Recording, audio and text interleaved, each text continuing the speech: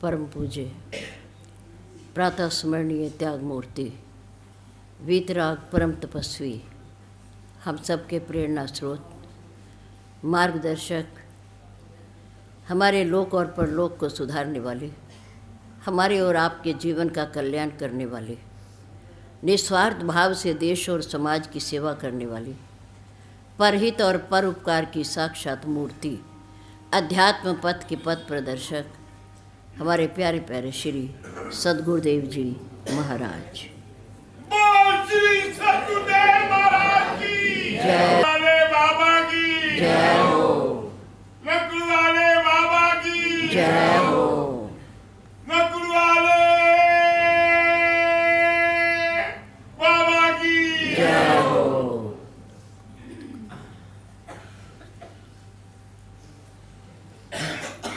अर्चनीय वंदनीय धर्म स्वरूप पूरे समाज, भक्ति स्वरूप मातृशक्ति प्यारी बहनों, प्रातःकाल के शुभ वेला में श्री महादेव मंदिर के पवित्र भव्य प्रांगण में परम पूज्य गुरुदेव जी के चरणार विंद में परमपिता परमात्मा को साक्षी मानते हुए अपने अपने पैरों की चौकड़ी लगाकर बैठते हुए, शरीर को सीधा रखते हुए, मन को अपने पास लाते हुए, चित्त वृत्ति को एकाग्र करके बैठते हुए, चेहरे को मंच की ओर रखते हुए, आंखें खोल करके बैठते हुए, किसी भी प्रकार की हलचल को रोकते हुए, शांति का दान देते हुए, समय का सदुपयोग करते हुए, धर्ममय वातावरण में धर्म की चर्चा, जीवन सुधार की चर्चा, प्रभु की पवित्र पावनी चर्चा कहने और सुनने का प्रयास कीजिए। धन्यवाद जिन्होंने हमारे से पूर्व अपने मन के भाव रखे। बहुत सुंदर जो हृदय में होता है वो वाणी पर आ जाता है, वही कहा जाता है और वही सुना जाता है। बहुत सुंदर श्री महादेव मंदिर समिति के सम्मानित सदस्यों की प्रेरणा से, आप लोगों के सहयोग से वार्षिक उत्सव के उपलक्ष्य में रखे गए 6 दिन के समय में आज 5वां दिन है। कल विश्राम दिवस भी है और वार्षिक उत्सव भी है। गोस्वामी तुलसीदास जी ने श्री रामचरितमानस के बालकांड प्रथम सोपान में पूज्य गुरुदेव की वंदना करते हुए लिखा है, बंद हूँ गुरुपद कंज। मैं अपने पूज्य गुरुदेव जी के कमल रूपी चरणों की वंदना करता हूँ। बंद हूँ गुरुपद कंज, कमल के समान सुंदर, लाल लाल और कोमल श्री चरणों की मैं वंदना करता हूँ। पूज्य गुरुदेव कौन है? कृपा सिंधु नर रूप हरि। साक्षात कृपा सिंधु भगवान नर में ना मनुष्य के रूप में, हरि में ना परमात्मा, साक्षात परमात्मा सद्गुरुदेव के रूप में, मनुष्य रूप में हमारे सामने बैठा है।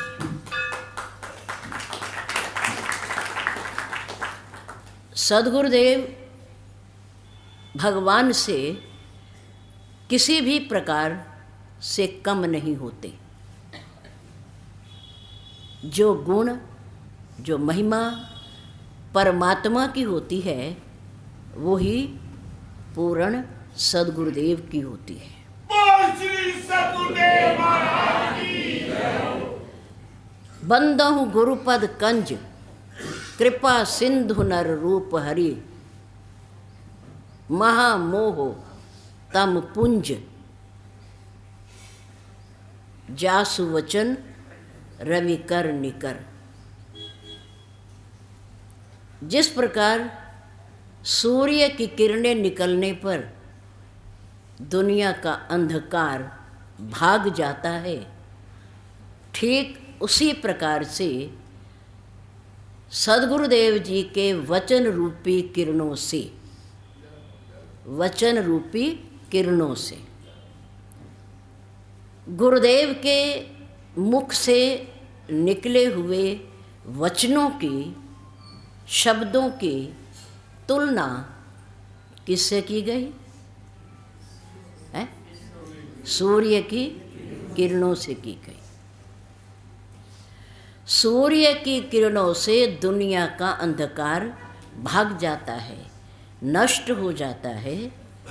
ठीक इसी प्रकार से पूर्ण सद्गुरुदेव जी के श्रीमुख से निकले हुए सूर्य की किरणों के समान जो वचन होते हैं, उनसे हमारे और आपके हृदय का महा मोह तम पुंज, महामोह का जो तम है ना, अंधकार, ममता का, मोह का, आसक्ति का जो हमारे हृदय के अंदर अंधकार होता है, वो भाग जाता है। किसी मामूली आदमी ने नहीं लिखा, गोस्वामी तुलसीदास जी ने लिखा है। और लिखवाया किसना है? परम भक्त हनुमान जी ने बैठकर लिखवाया है। और इस कथा को सुनाने वाले भी कोई वक्ता, साधारण वक्ता नहीं है। इस कथा को देवों के देव महादेव भोलेनाथ जी ने सुनाया है माँ पार्वती को। इस पवित्र कथा को भक्ति के आचार्य परम भक्त, जिनका कल्प के अंत होने पर भी अंत नहीं होता, नीलाचल पर्वत पर बैठे हुए कागभशुंड जी ने पक्षियों के राजा गरुड़ को सुनाया है। ये कथा कोई मामूली कथा नहीं है। ये कथन सत्य है, इसमें वास्तविकता है जो अनुभव करते हैं। इस कथा को त्रिवेणी के घाट पर बैठकर, जहाँ महाकुंभ चल रहा है, महर्षि याज्ञवल्क्य जी ने, जो प्रतिवर्ष माघ के महीने में आकर कल्पवास करते थे, उन्होंने महर्षि भारद्वाज जी को सुनाया है। ना वक्ता किसी प्रकार से कम है और ना सुनने वाले श्रोता कम हैं, महान हैं। देवों के देव भोलेनाथ भी महान हैं, ये वक्ता हैं। उनके आगे बैठी हुई श्रोता के रूप में माँ पार्वती भी हिमाचल राज की कन्या है। बहुत बड़ी तपस्या की है इन्होंने भोलेनाथ को प्राप्त करने के लिए, बचपन से ही जवानी तक। और कागभशुंड जी भक्ति के आचार्य, जिन्होंने अपनी इच्छा से काक का शरीर धारण कर रखा है। 4 युगों का अंत तो है, पर कागभशुंड जी का अंत नहीं है। वो आज भी हैं, वो आज भी बैठे हुए कथा सुना रहे हैं नीलाचल पर्वत पर, उत्तर दिशा की ओर। उनके आगे बैठकर कथा सुनते हैं। बोलता काग है, कौवा, और कथा कौन सुनते हैं? हंस सुनते हैं। हंस बैठकर कौवे के आगे कथा सुनते हैं। कथा का इतना महत्व है, इतना महत्व है। और ज्ञानी, तपस्वी, पुण्यवान महर्षि याज्ञवल्क्य जी, जो ज्ञान, भक्ति, कर्म तीनों मार्गों के ज्ञाता हैं, महर्षि भारद्वाज जी उनको सुना रहे हैं।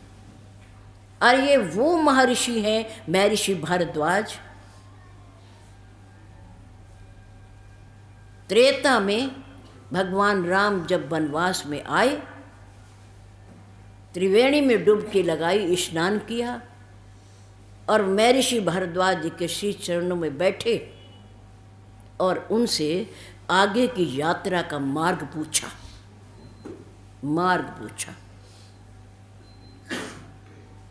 कहे मुनि हम के ही मग जाहीं, आप तीनों मार्गों के ज्ञाता हो, ज्ञान के, भक्ति के, कर्म के। हम कौन से मार्ग से जाएं और कहाँ रहें हम, आप हमारा मार्गदर्शन कीजिए। न सुनाने वाले मामूली हैं और ना सुनने वाले मामूली हैं। ये वो कथा है।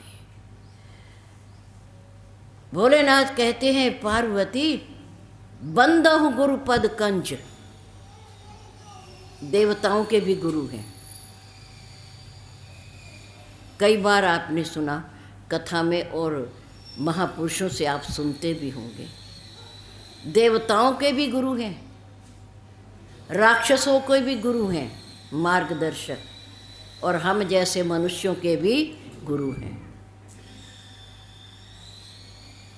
अच्छा, देवलोक में बैठे हुए देवताओं के गुरु कौन है? भगवान बृहस्पति देव। कौन है? भगवान बृहस्पति देव। कथा कहते हैं वह स्वर्ग में बैठकर, वहाँ भी सत्संग होता है, ऐसी बात नहीं है। राक्षसों के भी गुरु हैं, दुष्ट बुद्धि वाले, वो भी किसी न किसी से सलाह लेते हैं, मार्गदर्शन कराते हैं अपना। अच्छा, उनके गुरु कौन है? महर्षि शुक्राचार्य। उनके हाथ में संजीवनी है, मृत संजीवनी। देवासुर संग्राम में जो राक्षस मरते हैं, महर्षि शुक्राचार्य जी अपने मृत संजीवनी विद्या से उन्हें पुनः जीवित कर देते हैं। ऐसे ऐसे महापुरुष धरती पर हुए हैं। और हमारे और आपके गुरुओं को तो कोई ठिकाना ही सबके पास है। सब गुरुमुख हो, सब संतों से सुनते हो। दर्शन करे हम संत का, साहिब आवे याद। किसी मंदिर में जाओ, किसी तीर्थ में जाओ, सदगुरुदेव के श्री चरणों में जाओ तो याद किसकी आती है? हैं? मंदिर में आते हो, किसकी याद आती? आते ही परमात्मा की। और संतों के दर्शन करने से भी परमात्मा की याद आती है, क्योंकि उनके पास इसके सिवा कुछ है ही नहीं। परमात्मा के सिवा संतों की पूंजी क्या है? ईश्वर का भजन। ईश्वर का भजन ही उनकी असली पूंजी है, चिंतन। संत महापुरुष अपने चिंतन से जंगल में भी मंगल कर देते हैं। संत महापुरुष अपने चिंतन से, सिमरन से जंगल में भी मंगल कर देते हैं, रौनक हो जाती है। आप जैसे श्रोता लोग, भक्तजन उनके पास आकर बैठने लगते हैं, भीड़ जुटने लगती है, कीर्तन होने लगता है, कथा होने लगती है, मंगल ही मंगल। जहाँ संत बैठता है वो तीर्थ बन जाता है। जहाँ संत बैठता है। सद्गुरुदेव बैठते हैं, विराजमान होते हैं, वो स्थान क्या हो जाता है? तीर्थ बन जाता है। संत महापुरुष अपने श्रीमुख से जो कहता है वो शास्त्र बन जाता है। शास्त्र श्री गुरु ग्रंथ साहब में किसकी वाणियाँ हैं? संतों की, महापुरुषों की वाणियाँ हैं। संत कबीरदास जी की हैं, श्री गुरु नानक देव जी की वाणी है, संत रविदास जी की है, नामदेव जी की वाणी है, उसमें संतों के कथन है। उसमें वो एक पावन ग्रंथ बन गया, पूज्य ग्रंथ बन गया, संतों की वाणी से, शब्दों से, विचारों से। जहाँ संत बैठता है वो तीर्थ बन जाता है, और जो संत श्रीमुख से कहता है वो शास्त्र बन जाता है। ध्यान इधर रखें।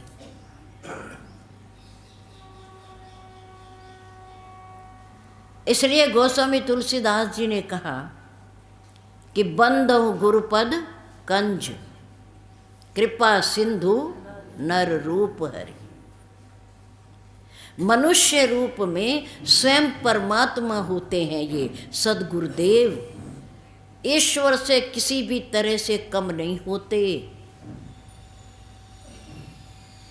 परमात्मा का सगुण रूप होते हैं ये संत महापुरुष। इसलिए दर्शन करें हम संत का, साहिब आवे याद, वो ही घड़ी लेखे लगे, बाकी दिन बर्बाद। और ये बात श्री रामचरितमानस में भी लिखी हुई है। ये धन्य घड़ी सोई, मैंने वो, सोई का अर्थ है वो घड़ी। कौन सी घड़ी? जो महापुरुषों के श्री चरणों में बैठकर या मंदिर में बैठकर भगवान की पूजा करते हुए व्यतीत की जाती है, वो घड़ी। धन्य घड़ी, उस घड़ी को धन्यवाद दिया, उस समय को धन्यवाद दिया गोस्वामी तुलसीदास जी ने, भोलेनाथ जी ने, जो हमारी अच्छी जगह पर व्यतीत होती है, सत्संग में जाती है, मंदिर में जाती है, तीर्थ में जाती है, सज्जन लोगों के संग में व्यतीत होती है। वो घड़ी धन्यवाद की पात्र है। धन्य घड़ी सोई जब सत्संगा, बिन ही प्रयास होई भव भंगा। संतों के संग से बहुत बड़ा लाभ होता है। संतों के लाभ से विभीषण को बड़ा लाभ हुआ है। भगवान श्री राम की शरण में आने का निमंत्रण किसने दिया? श्री हनुमान जी ने, संत ने। तुम कह रहे हो कि मुझे राम कब मिलेंगे, मुझे राम के दर्शन कब होंगे, कैसे होंगे?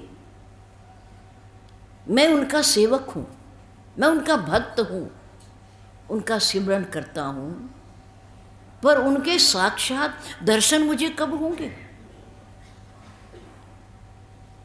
हनुमान जी ने कहा, आ जाना, आ जाना। जब कभी दुनिया वालों की ठोकर लगे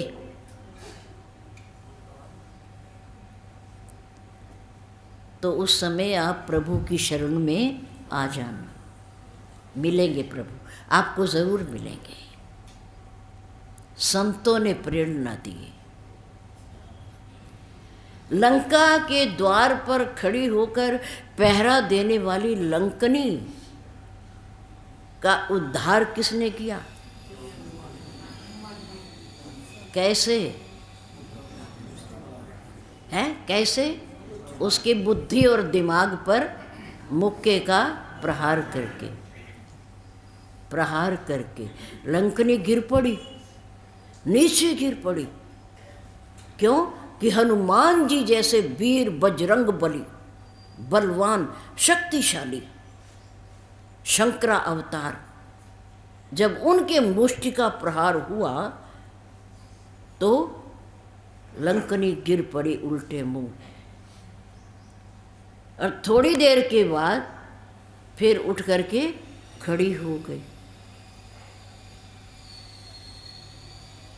और कहने लगी, तुम बंदर नहीं हो, तुम कोई साधारण हस्ती नहीं हो। मुझे अंदर से ज्ञान हो गया, संत का दर्शन स्वर्ग का देने वाला है, कल्याण करने वाला है।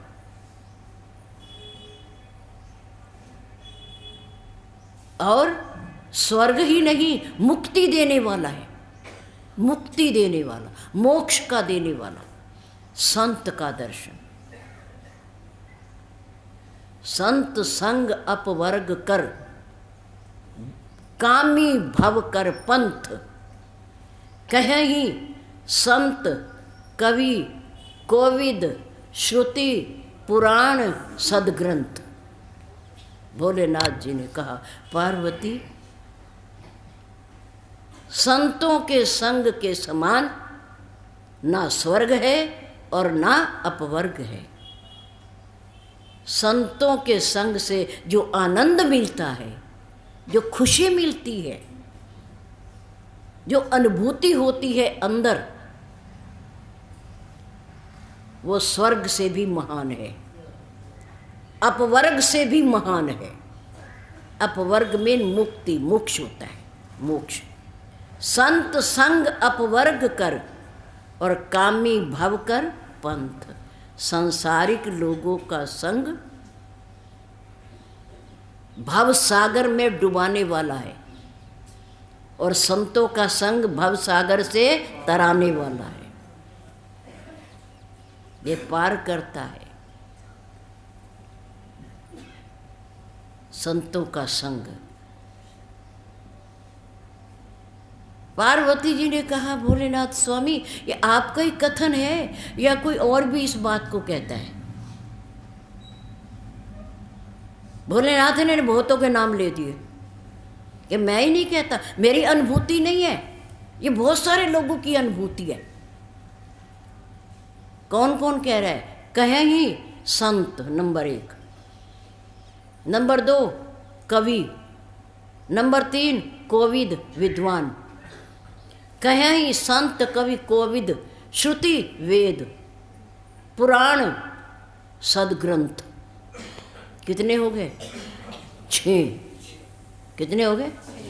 गिनो। कहें ही संत कवि कोविद श्रुति पुराण सदग्रंथ। 6 गवाह हैं इसके। अब हम ना माने तो किसका दोष है?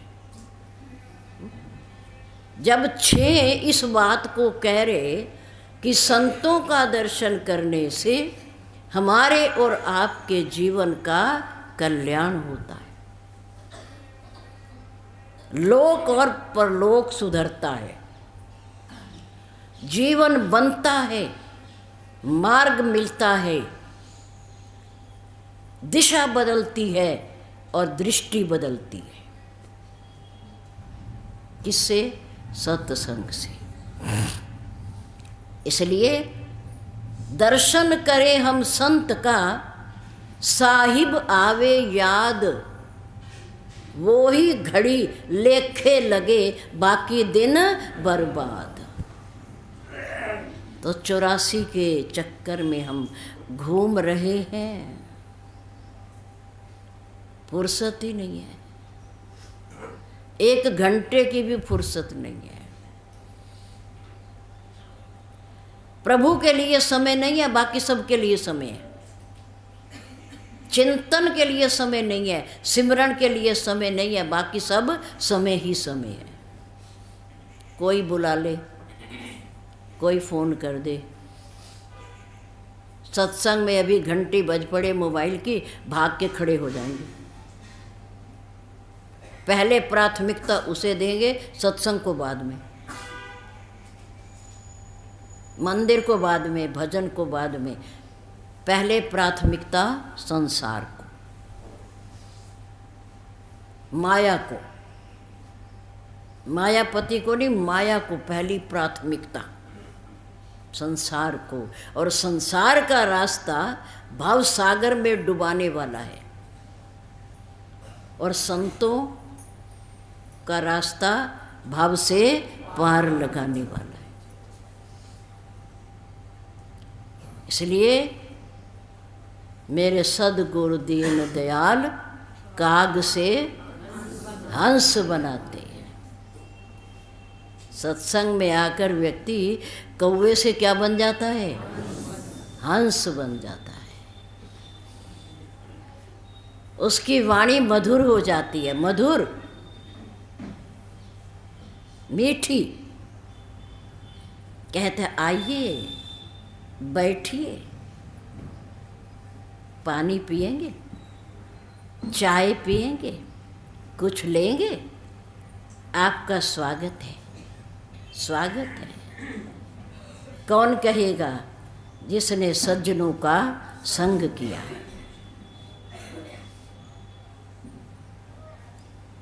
धर्म पत्नी को सत्संग से बड़ा प्यार है, बहुत प्यार है। वो 10 काम छोड़ के भी भाग जाती है सत्संग में, और प्रयास करती है, कहती है कभी कभी आप भी चला करो ना, सत्संग में कोई नुकसान है, कुछ देना पड़ता है, थोड़ा समय तो देना है, थोड़ा जल्दी उठ जाना, क्या फर्क पड़ता है, चलो ना। वो पतिदेव रोज कह देते चलूँगा चलूँगा, अभी बहुत समय है जीवन का, चलूँगा ना। एक दिन धर्मपत्नी ने कहा नहीं, बहुत अच्छे संत आए हुए हैं और बहुत बढ़िया कथा हो रही है, पूरा शहर के लोग जाते हैं, आप नहीं जाते, पता नहीं क्या बात है, आप चलो ना, एक दिन चलो। बेचारे मान गए, अच्छा चलो कोई नहीं, चलेंगे चलेंगे, तुम चली जाओ, मैं आ जाऊंगा पीछे, मैं आ जाऊंगा। अब वायदा कर लिया था तो जाना पड़ा, मैं आ जाऊंगा। चले गए, लोगों ने देखा शहर के अमीर आदमी हैं, सेठ आदमी हैं, उन्हें आगे बिठाकर लाकर बिठाओ। आगे खड़े हुए सेवकों ने कहा आइए आइए, आ गए वो बेचारे, आइए बैठिए, आपके लिए स्थान है, बैठिए बैठिए। बैठ गए। कथा प्रारंभ हो गई, सत्संग शुरू हो गया, संत बोलने लगे, भगवत चर्चा होने लगी। जब 1 घंटे का प्रवचन का विश्राम हो गया तो हमारे पूर्ण गुरुदेव जी की तरह उन संतों ने भी कहा कि अब आप अपने अपने स्थान को चले जाइए, जाइए जाइए, हमारा काम हो गया है, कथा हो गई है, कल फिर आ जाना, जाइए।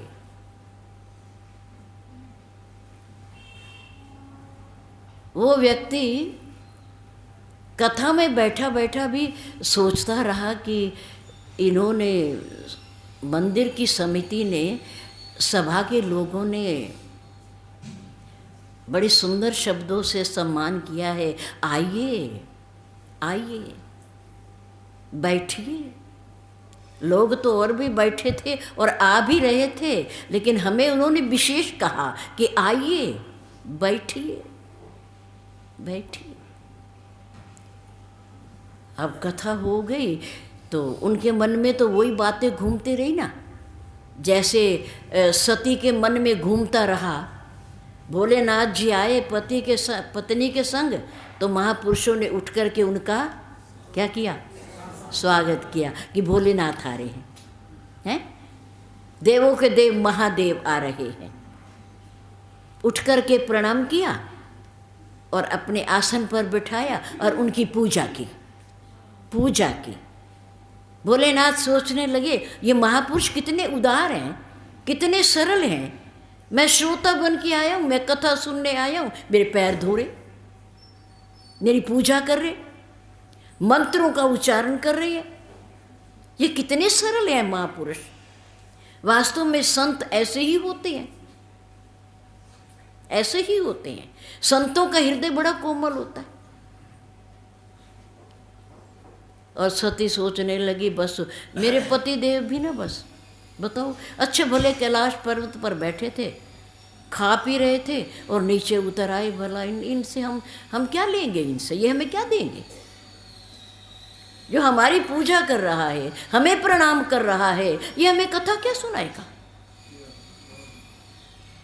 भोलेनाथ जी के मन में संतों की उदारता, संतों की सरलता घूम रही है और सती के हृदय में अहंकार घूम रहा है कि ये हमारी क्या क्या कथा सुनाएगा, हमें क्या देगा ये, हमें इससे क्या मिलेगा? जिसकी पूजा होती है वो बड़ा और जो पूजा करता है वो छोटा, करने वाला छोटा और करवाने वाला बड़ा। पर ऐसा होता नहीं है, ऐसा होता नहीं। कभी कभी करने वाला बड़ा होता है, ये उसकी सरलता है, ये उसकी सज्जनता है, ये उसका बड़प्पन है कि जो उसके पास आया वो उसकी पूजा कर रहा है, ये उसका बड़प्पन है। कमी नहीं है उसके जीवन की।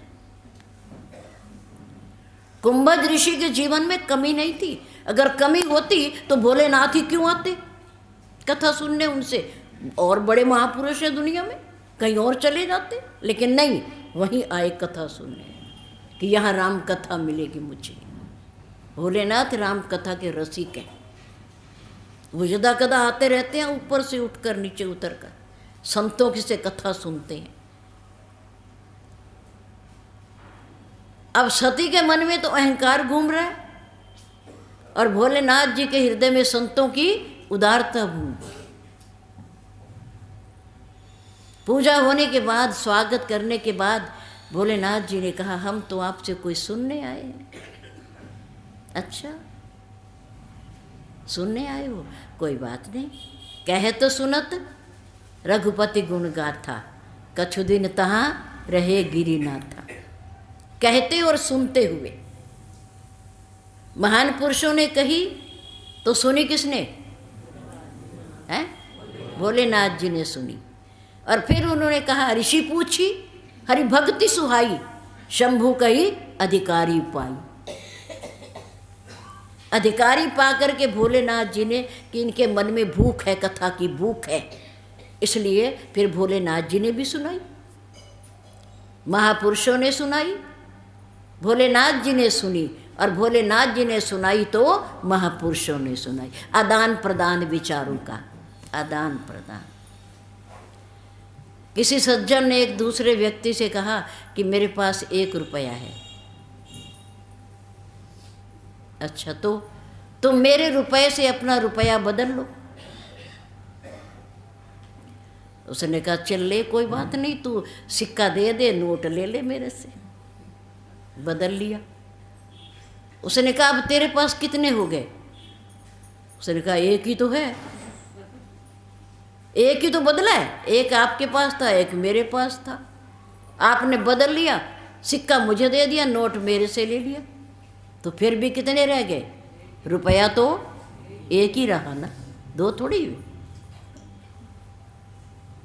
उसने कहा अच्छा, मेरा कहना ये है कि सत्य बोलना परम धर्म है, सत्य बोलना परम धर्म है, झूठ नहीं बोलना चाहिए। असत्य भाषण कभी ना करो और विशेषकर अपने लिए तो कभी ना करो, स्वार्थ के लिए तो कभी ना करो।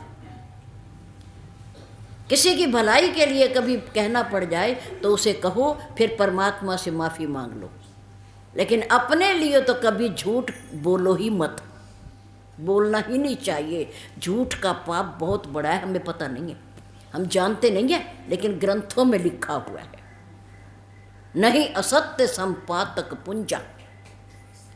दुनिया के ढेरों पाप इकट्ठे किए जाएं और एक पलड़े पर झूठ का पाप रख दिया जाए तो झूठ का पलड़ा भारी रहेगा और बाकी हल्के ऊपर उठ जाएंगे। इतना बड़ा एक झूठ का पाप होता है। और झूठ के कारण ही भगवान भोलेनाथ ने अपनी धर्म पत्नी का, सती का त्याग कर दिया था। झूठ नहीं बोलना चाहिए, याद रखो। मजबूरी में भी ना बोलो, क्योंकि भोगना तो पड़ेगा ही ना, और जो बोलेगा सो भोगेगा, भोगेगा। पर हम बड़ी आसानी से झूठ बोलकर हम बड़े खुश होते हैं। देख देख, मैंने फतेह कर लिया, मैंने उसे बहका दिया, मैंने उसे चला दिया, मैंने उसे, बड़े खुश होते हैं हम। पर इसका जब फल भोगना पड़ता है ना, तो हम रोते हैं। उस समय हमारे आंसू निकलते हैं। झूठ नहीं बोलना चाहिए। उसने कहा, देख मेरे पास एक विचार है कि सत्य बोलना परम धर्म है। उसने कहा, हाँ मेरे पास भी है एक विचार। उसने कहा, तुम्हारे पास क्या है? मेरे पास है अहिंसा परमो धर्मा। अहिंसा परमो धर्मा, अहिंसा परम धर्म है। सत्य धर्म है तो अहिंसा परम धर्म है।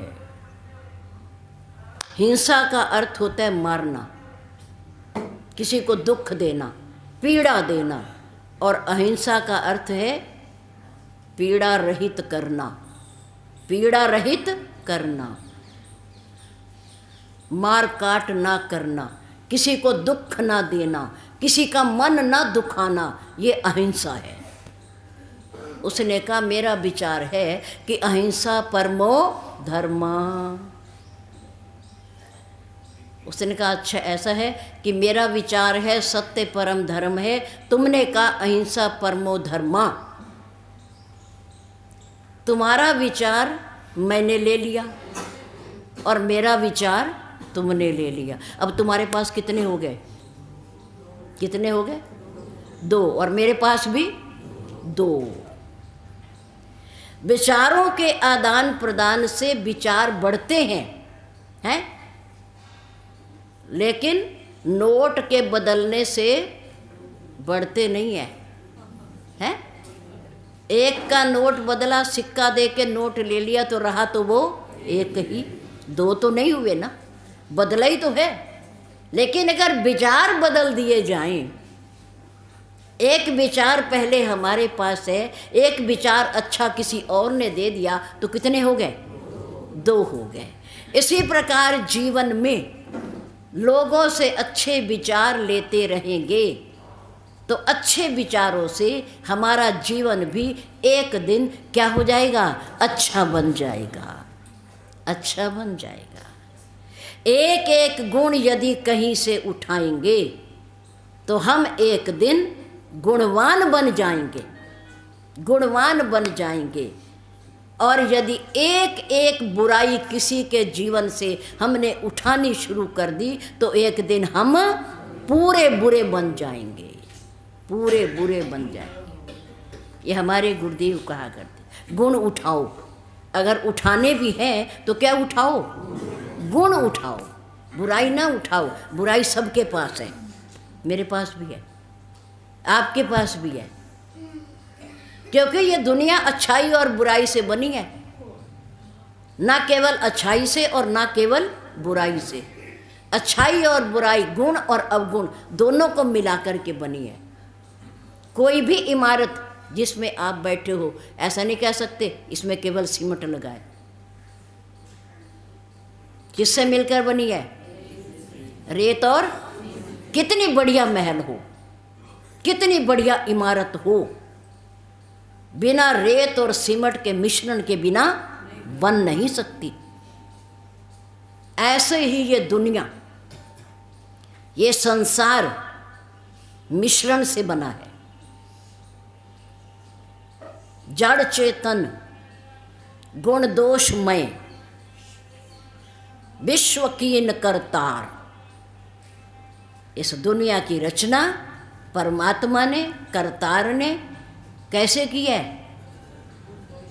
गुण और दोषों को मिलाकर की है, अच्छाई और बुराई को मिलाकर की है। यहाँ जड़ भी है, चेतन भी है, हर तरह का मसाला है। यहाँ मिश्रण से बनी है ये, हम इसे अलग नहीं कर सकते। मिलाने के बाद अगर कोई कहे कि रेत और सीमेंट के मिश्रण में से रेत को अलग करो और सीमेंट को अलग करो, कर सकते हो? नहीं कर सकते, नहीं कर सकते। इसलिए हम गुण और दोषों को इस दुनिया से खत्म नहीं कर सकते, समाप्त नहीं कर सकते। हम केवल उसे कम कर सकते हैं, कम कर सकते हैं। कहीं कहीं रेत के 4 तसले और सीमेंट का 1, और कहीं कहीं 5 रेत और 1 सीमेंट। ये तो हो सकता है, अधिक और न्यून तो हो सकता है, पर बिल्कुल समाप्त नहीं हो सकता, नहीं कर सकते हम। इसलिए सबके पास गुण भी हैं और सबके पास दोष भी हैं, सबके पास अच्छाई भी है और सबके पास बुराई भी है। कितना बढ़िया से बढ़िया कोई महापुरुष हो, महर्षि विश्वामित्र राजगद्दी छोड़कर ऋषि बने, महापुरुष बने, बहुत बड़ी तपस्या की, यज्ञ किए, ब्रह्म ऋषि की उपाधि प्राप्त की। लेकिन एक अवगुण उनके पास भी था। कौन सा?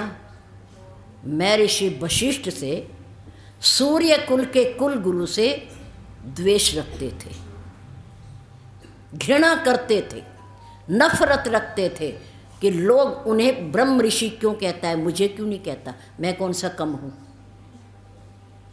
सारे गुण पर एक अवगुण, एक अवगुण। और द्रोणाचार्य जी बहुत बड़े शास्त्रों के संचालक और राजघरानों को शस्त्र विद्या सिखाने वाले, लेकिन उनके जीवन में भी कमी। बड़े से बड़े महापुरुष दुर्वासा ऋषि, बहुत बड़े ऋषि, लेकिन जीवन में एक कमी, क्रोध, क्रोधित, छोटी सी बात से नाराज होकर के श्राप दे देते थे। हर मुनि, हर महापुरुष, हर ज्ञानी, हर भक्त के हृदय में एक ना एक कमी जरूर मिलेगी। और बड़े से बड़े दुराचारी, राक्षस और डाकू के पास भी एक ना एक गुण जरूर मिलेगा, जरूर मिलेगा, क्योंकि ये मिश्रण है, मसाला मिलाकर बनाया गया है, ये संसार की रचना हुई है। जड़ चेतन गुण दोषमय विश्व कीन करतार, गुण ये उभे न देखी हैं जिनके विमल विचार। वो सच्चा संत है, निर्विकार है, दोषों से रहित है, जो इन दोनों को नहीं देखता, जो इन दोनों को, गुण और दोष को नहीं देखता, अच्छाई और बुराई को नहीं देखता। जैसे हमारे पूर्ण श्री सद्गुरुदेव महाराज जी, हमने देखा है, आपने भी देखा है, उनके लिए निंदा और स्तुति बराबर थी, उनके लिए गाली और प्रशंसा बराबर थी, उनके लिए धनी और गरीब बराबर था, उनके लिए छोटा और बड़ा बराबर था। उनकी दृष्टि में ये दोष नहीं था। जो बैठे हैं यहाँ, जिन्होंने संग किया है, जो करीब रहे हैं, उन्हें पता है इस बात का, हमें पता है। संत हृदय नवनीत समाना, कहा कविन पर कहिए न जाना। गोस्वामी तुलसीदास जी ने कहा, संतों का हृदय बड़ा दयालु, बड़ा करुणा से भरा हुआ होता है। दूसरों के दुख को देखकर पिघल जाता है, अपने दुख को दुख नहीं समझते। कर्मों का भोग है, ये प्रारब्ध है, ये तो भोग नहीं है, ये तो आएंगे, सुख भी आएगा और दुख भी आएगा। हमारे गुरुदेव कहते थे दुख सुख का बड़ा भाई है, दुख सुख का बड़ा भाई है। तो पहले कौन आएगा? हैं? पहले बड़ा भाई आएगा, छोटा? बड़ा आएगा। तो क्या आएगा? पहले दुख आएगा और उसके बाद सुख आएगा। विद्यार्थी परिश्रम करता है, दिन रात पढ़ता है, मेहनत करता है, पैसा खर्च करता है, नींद और भूख का त्याग करता है, पहले दुख सहता है और जब परीक्षा में पास होता है तो उसे सुख प्राप्त होता है। बड़ी कुर्सी पर आकर बैठता है, अफसर बनता है, अधिकारी बनता है, न्यायाधीश बनता है तो उसे सुख मिलता है। पहले क्या आया? दुख, और उसके बाद सुख आया, उसके बाद सुख आया। व्यापारी लोग परिश्रम करते हैं, मेहनत करते हैं, भोजन खाना भी भूल जाते हैं, रखा रहता है, शाम हो जाती है, कमाते कमाते ग्राहकों को अटेंड करते करते भूख भी नहीं रहती, भाग जाती है। कष्ट उठाते हैं, मजदूर भी कष्ट उठाता है, मेहनत करता है, प्रयास करता है, लेकिन जब हाथ में पैसे आते हैं तो सुख मिलता है। परिवार रोटी खाएगा। आज परिवार के लिए कोई फल फ्रूट ले जाएंगे, मिठाई ले जाएंगे, सुख मिलता है। पहले क्या आता है? दुख आता है, उसके बाद सुख आता है। घबराया ना करो, कोई बात नहीं। अगर दुख आया है तो सुख भी, और सुख आया है तो हंसो मत, ज़्यादा अभिमान मत करो, ज़्यादा अहंकार मत करो। इसके बाद इसका दूसरा भाई दुख भी खड़ा है, वो भी आ सकता है। इसलिए किसी के दुख पर आनंदित ना होया करो, खुश ना हुआ करो किसी दुखी व्यक्ति को देखकर। पता नहीं अगले समय में परमात्मा हमें वही गिफ्ट ना कर दे जिस पर हम हंस रहे हैं, क्योंकि ईश्वर परमात्मा वही देता है जिससे हमें खुशी मिलती है। इसलिए नहीं, अहंकार नहीं करना। दुख आए तो निराश मत हो, उदास मत हो, ये जाने के लिए आया है। और सुख आए तो फूलो मत, अहंकार मत करो, ये भी जाने वाला है, ये भी चला जाएगा आके। अस्थिर है, क्योंकि यहाँ सुख भी है और दुख भी है, यहाँ पाप भी है और पुण्य भी है, यहाँ आना भी है और जाना भी है, यहाँ मिलना भी है और बिछुड़ना भी है। जोड़ा है या मिश्रण है। दुनिया मिश्रण से बनी है, बिना मिश्रण के नहीं हो सकता ये। पर संतों का कहना ये है कि गुण ये उभय न मानी है। उभय में ना दोनों, अच्छाई और बुराई को समान समझो, सुख और दुख को समान समझो। हमारे कर्मों का भोग है ये कहकर टाल दो, खुश रहो, परमात्मा भी खुश हो जाएगा कि देखो ये मेरी रज़ा में राज़ी है, ये मेरी रज़ा में राज़ी है। दुख आया है तो दुखी नहीं हुआ, और सुख आया है तो इसे अहंकार नहीं हुआ। उस व्यक्ति ने सुना सत्संग में आकर के, आइए आइए बैठिए, सत्संग विश्राम हो गया, जाइए भाई, अब क्या करोगे बैठ के, या जाइए, काम हो गया, जाइए। अब वो व्यक्ति सत्संग से उठा, घर की ओर जा रहे, उसने तो 3 ही शब्दों को सुना था, आइए बैठिए जाइए। मैंने कहा यही होता होगा सत्संग में। मेरी धर्मपत्नी रोज आती है, रोज कह रही थी आया करो आया करो। आ गया मैं, आया। घर जाके सो गए। जिसका हम चिंतन करते हैं ना रात भर दिन भर, वही हमारे रात को सपनों में घूमता है। जिसका गहराई से चिंतन करते हैं हम। शरीर सो जाता है पर मन नहीं सोता, याद रखना। रात्रि में शरीर सोता है पर मन जागता रहता है। मन को नींद नहीं आती, जागृत रहता, सब घूमता रहता है। अब वो सेठ का मन घूम रहा है। मैं मंदिर में गया था, लोगों ने, सभा के लोगों ने मेरा बड़ा सम्मान किया और मुझे कहा आइए आइए, बैठिए बैठिए। बड़ा अच्छा स्थान, आगे सबसे आगे बिठाया, मेरा बड़ा सम्मान किया। और कथा हो गई तो बड़ी जल्दी छुट्टी दे दी कि जाइए। सो रहा था रात को, रात्रि में 2-4 अमीर व्यक्ति था, सेठ था, चोर घुस आए 2-4। अब वो सपने में बोल रहा है, उसे पता नहीं है कि चोर आए हैं, ये मेरे घर को लूटने आए हैं। उसने कहा आइए आइए।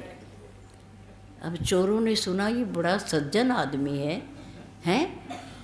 ये कोई तो डंडे मार के चोरों को निकालता है, हा हल्ला मचाता है, पड़ोसियों को उठाता है, और ये हमें देखो कितने प्यार से बुला रहे, आइए आइए।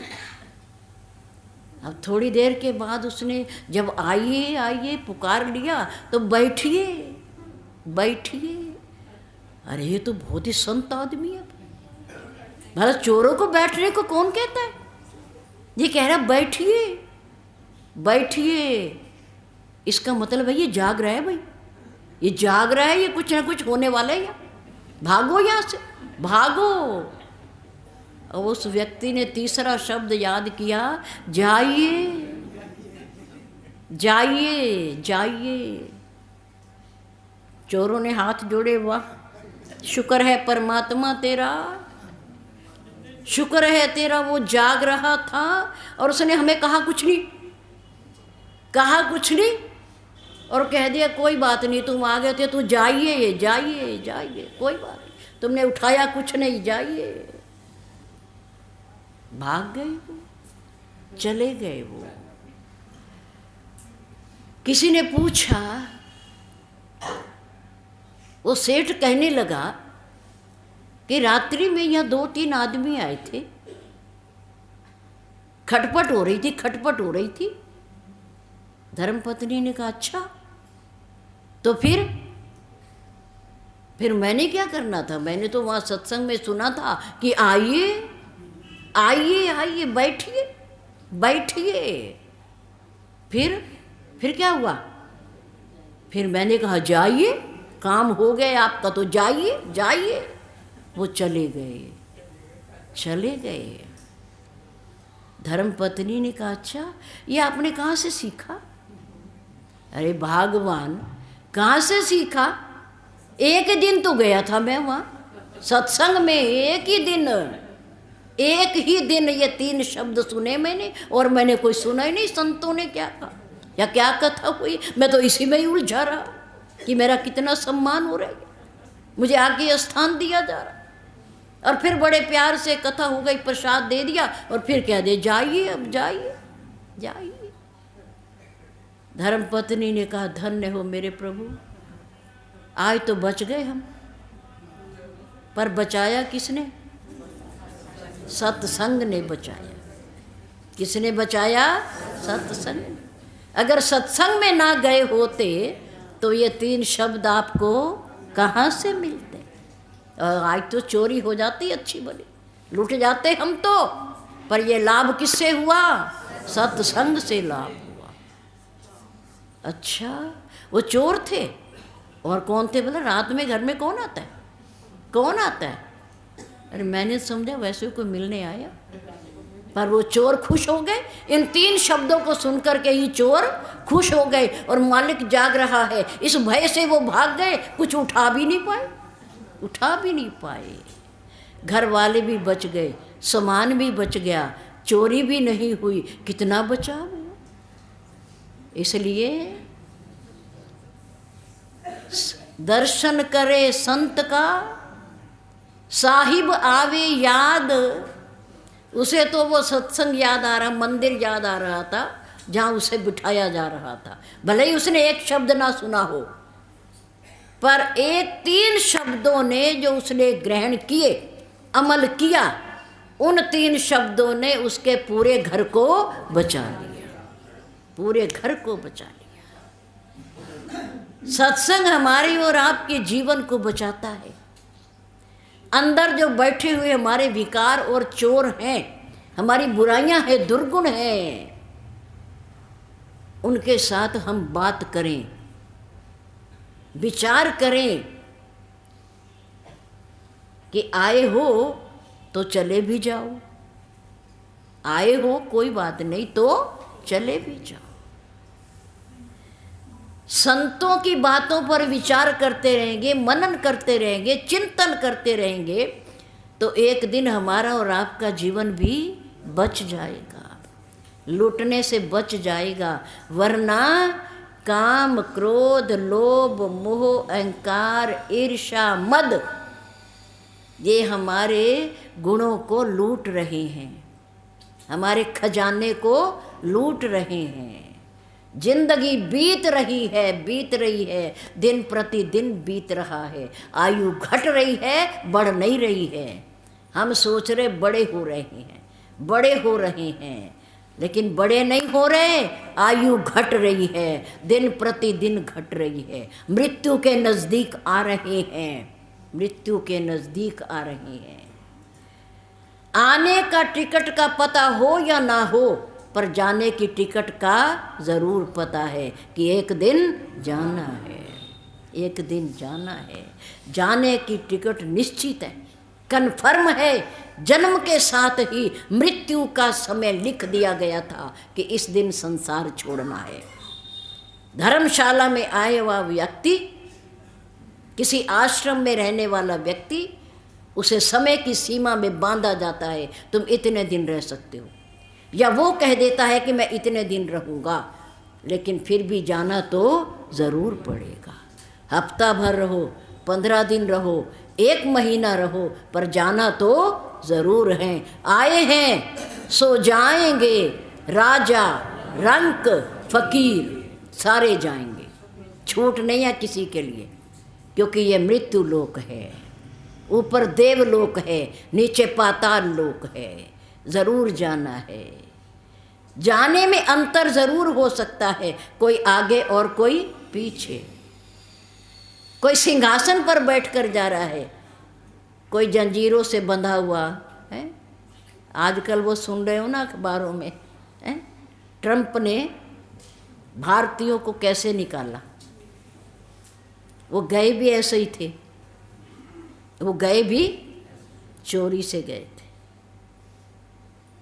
वो उनका अपराध था। अपराधियों को हथकड़ी से बांधा जाता है, जेल में डाला जाता। शुक्र है कि जेल में नहीं डाला, वहाँ सड़ जाते, वहाँ बांध के भारत भेज दिया, जाओ अपने देश जाओ, अपने देश जाओ। कर्म किया है तो भोगना तो पड़ेगा।